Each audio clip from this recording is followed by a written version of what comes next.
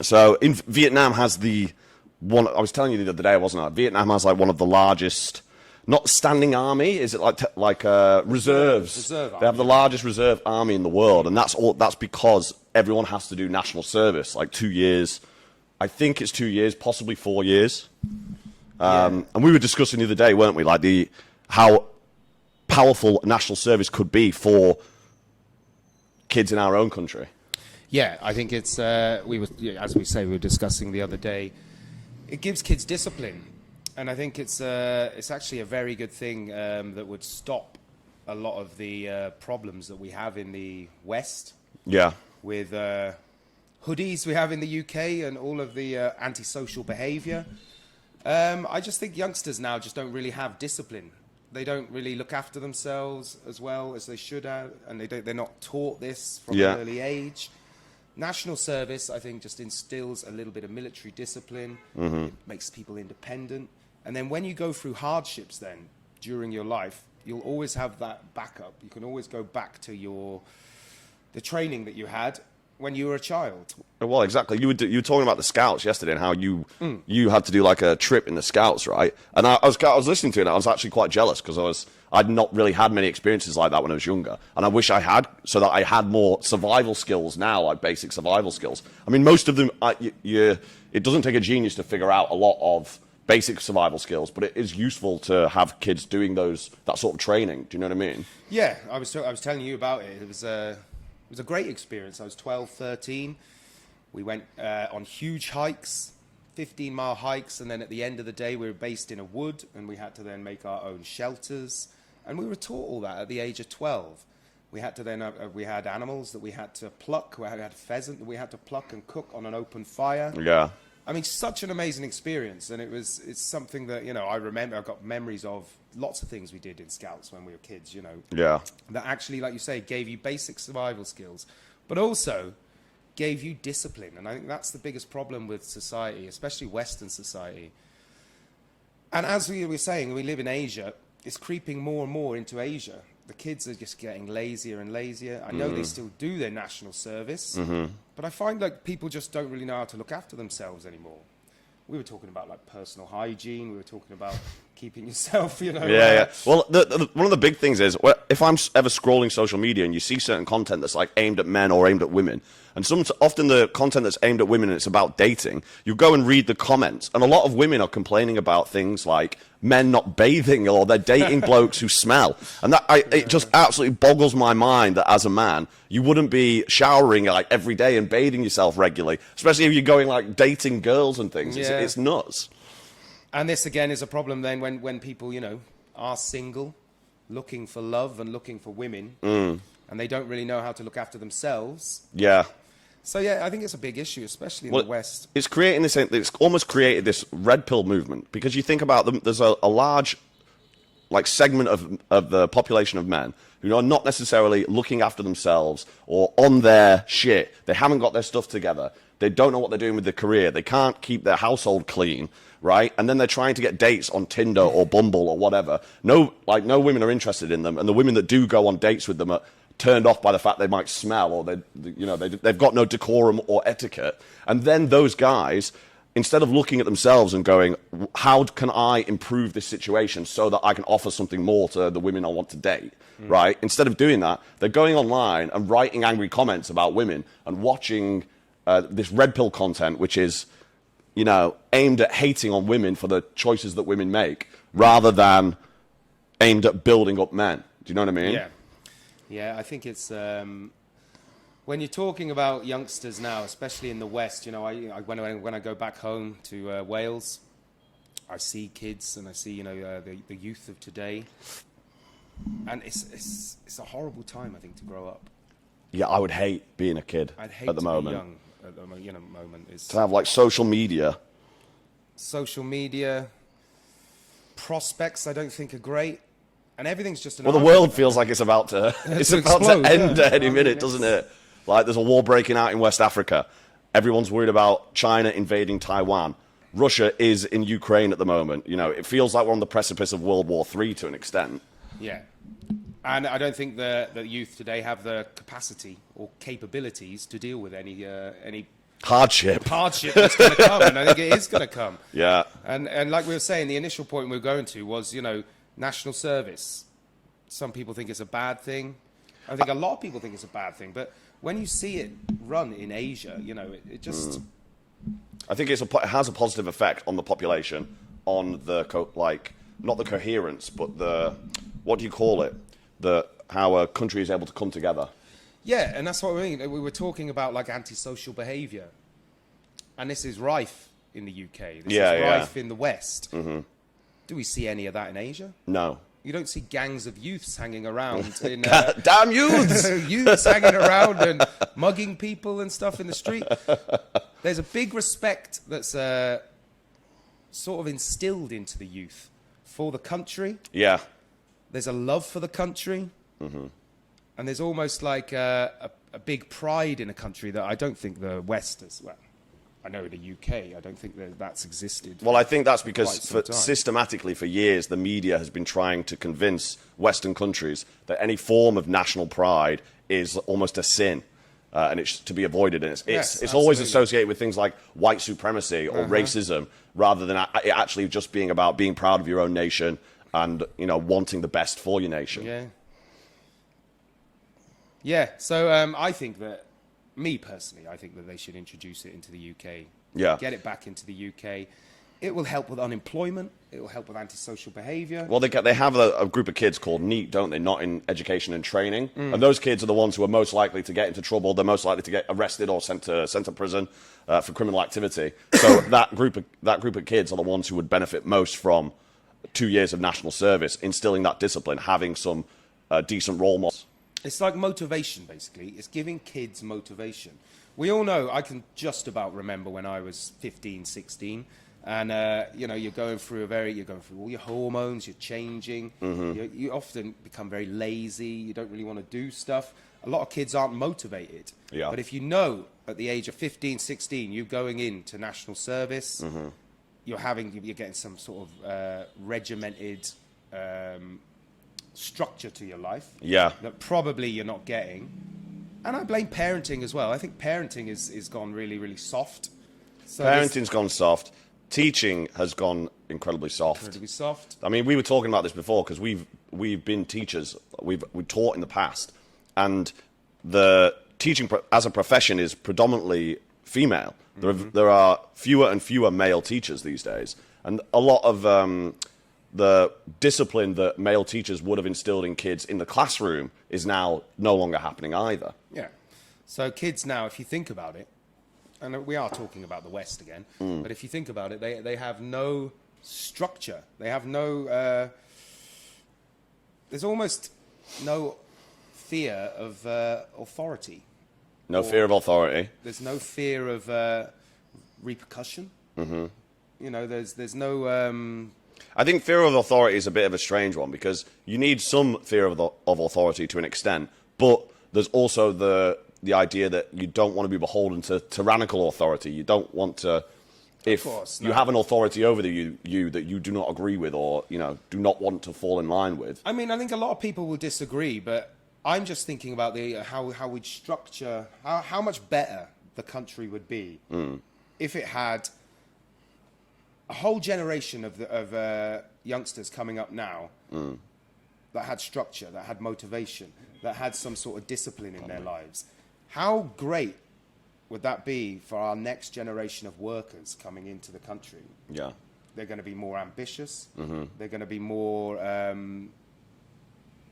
it would probably wipe out a lot of the... benefits and all this sort of idea that kids can just go on the benefits, don't have to worry about work, literally rinse the country of all of the resources. It's insane. I used to teach a kid who her parents were on benefits, and I said to her, she was like in year 9, and I asked her at one time, what do you want to do after you finish your GCSEs? What are you going to do? She's like, I'm going to go on benefits, sir. I was like, what? Well, she said her mother said it. You make more money on benefits than working like a low-end job. Well, this again, it comes down to parenting, doesn't it? Because if all of your family have lived and been on benefits most of their life, following their footsteps. They're following the footsteps, and I've got a story as well. Someone I knew back home. So the whole family were on benefits, and they had been for like 2 generations. Yeah. And this one girl, I think she was about 2 generations. That is absolutely something insane, like that, isn't it? on. And no one in the whole family had ever worked. Not one person.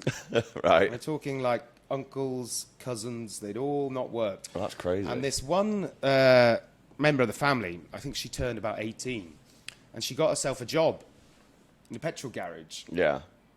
And was almost ostracized by her family. They were like, Really? they were like, For what's wrong with working? you think you're better than us, do you? You think you're, who do you think you are? You're a functioning member of society. And, you know, that's the problem. That's the mentality you're dealing with. Yeah. And it all comes down to ease, affluence. If someone's given something, Then they don't start to work expect for it, don't they? They don't Yeah. work for it, then, Yeah. do they? And they don't appreciate it either. And they expect it, and that's what's happening in the Western society. And like we said, our initial point was talking about military service. Is that what it's called? It's called military service, is it? National service. National service. Yeah, military service sounds even more... Onerous. Oh, yeah. I do feel a bit... I mean, I feel a bit weird recommending national service when I myself have not done national service. Do you know what I mean? But I think the difference we had a lot of structure in our upbringing. Sure, yeah. I know my time growing up, it's changed so much in the UK over 20 years. Yeah. You know, I had a lot of respect for teachers in my school. Mm-hmm. Almost not like a fear, but like they were in a position of authority, and I respected that. Yeah, sure. But that all comes down to the parenting as well. Yeah, it does. I have that from my parents. Mm-hmm. And like we spoke about before, broken families. That's huge now. It's yeah. a huge thing. There's so many kids without fathers, isn't there? Like, there's so many kids without fathers. I was listening to someone debating, you know, black communities, and you've said this before. You know, the biggest problem with black communities is the fatherless family. I actually think I read somewhere that that's not. It's like more a stereotype than true now, statistically. Right. But in the, I don't know if it was in the 70s or 80s, there was an American government policy which would basically give some form of benefits to women if the father wasn't in the house. So that broke up a lot of families because a lot of women then wanted to get those government payments, basically, and that caused a lot of broken families in the black community. I'm not sure if that is still the case today or if it's still going on today, but that obviously created lots of problems down the road in those families. Well, and that's what created problems then when it came to, you know, unemployment, crime, and all of these things. Mm-hmm. But what would have been a little antidote to that? Even if you come from a broken family and you haven't got a father figure, but you have to do your national service at the age of 15, Yeah, I guarantee that would turn around a lot of those kids. Yeah, and for they, sure. they would probably, you know, get themselves out of messing around, crime, or anything like that. Like you go into the inner city, you know, you look at the people who go into the inner city, the projects and things, and they deal with, you know, gang members and kids. Yeah. They set up things like boxing club. And what Yeah. does a boxing club do? Structure, discipline, yeah, motivation. And it's positive male role models, isn't it, that the kids can interact with? And I think that's the same as what they would get in military, national service or military service, Exactly. right? And that's the unfortunate thing, when there aren't enough positive male role models around, these young lads end up in situations like criminal activity, you know. They fall into drugs, they fall into, you know, criminal activity. But one of the problems is, right, if you think about it in the US has a financial incentive to not do military service because the prison systems are privatized in the US, which means that when people go to prison, other people make money off of them going to prison, right? So it's why they've got, like, what's it called? The school to prison pipeline is how they discuss it in the States. But basically, the government and private industry are incentivized to not help out these young men by giving them national service, because that could turn them around, because then they're not going to make as much money later on when they're caught up in criminal activity and sent to prison. It's insane, isn't it? You know what I mean? But yeah, I do think it's a massive problem. And like we were talking about earlier, about if a war happens, and it's a very, very unstable time in the world. Yeah. I mean, there's just no way. I'm pinning my flag to the east. I think they'd walk all over the west there, just because of the men we have. You know, the society that we've got back there. It's just not. Bring back national service. That's all we need to do.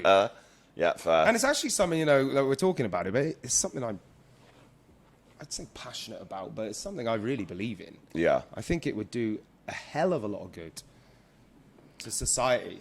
Well, I think as well, you look at a lot of men these days, there's a lot of these communities online of blokes who are following positive male role models on things like YouTube or Instagram or whatever. There's a geezer I was listening to, the Bedros Keuilian show, and he has a company where they do these weekend or week-long trips that subscribers pay to come and go on, and it's almost like a boot camp, a military-style boot camp. So there's a lot of blokes who are out there who are sort of craving those types of activities and those opportunities to test themselves and push themselves in what is essentially similar to a military exercise.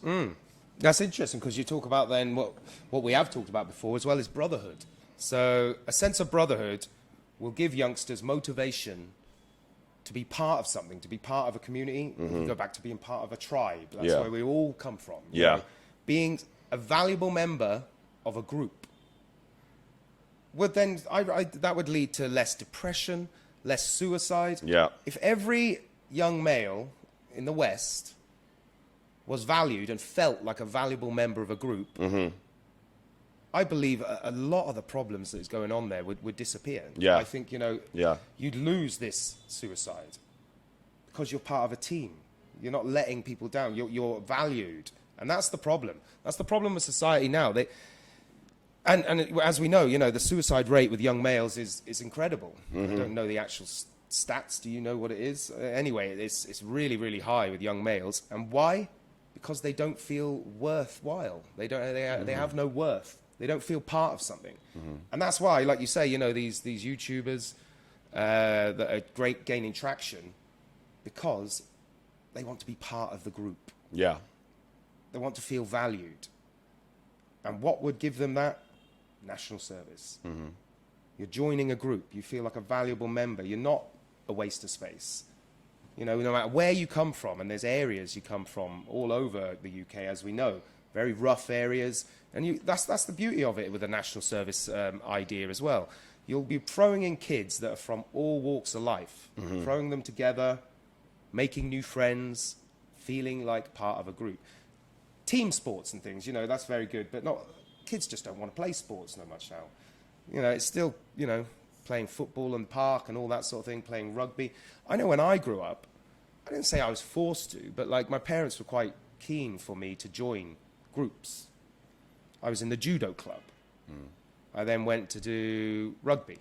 I played football. Very, very active, but I feel like that's dying away now, because kids just want to sit there on social media. On their devices, talking to people online. It's a very, very... Gaming. It's a very secular world that they live in.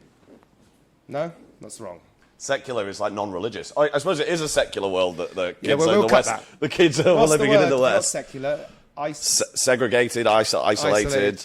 Well, you are very isolated as a youngster now, and that's why I think like young males are committing suicide, because they don't feel part of anything. They don't. I think you need to be part of a tribe as a human being, don't you? Like for hundreds of thousands of years, we have been in like familial and larger tribes, and so when you don't have that, when you're alone, it causes all sorts of problems to your mental health, to your psyche. It's incredibly unhealthy for you as well. I think people who live alone or people who don't have families have much higher chances of contracting certain diseases. You're less resistant to stress. Like there are no aspects of spending all your time on your own that are really positive for you at all. You know. Well, that's interesting to say, because then it leads on, doesn't it? Because during your life, you are going to have periods of being alone, having to be independent. And I suppose this is what we were talking about. You know, when you're in a long-term relationship and you break up from that long-term relationship and you have to adapt then to being single, you have to be independent. Now, if you've got that structure from your past, where you've been part of a group or part of a I don't know, like we were saying with national service, part of something that gives you independence as well, that then sort of trains you in how to deal with adversity.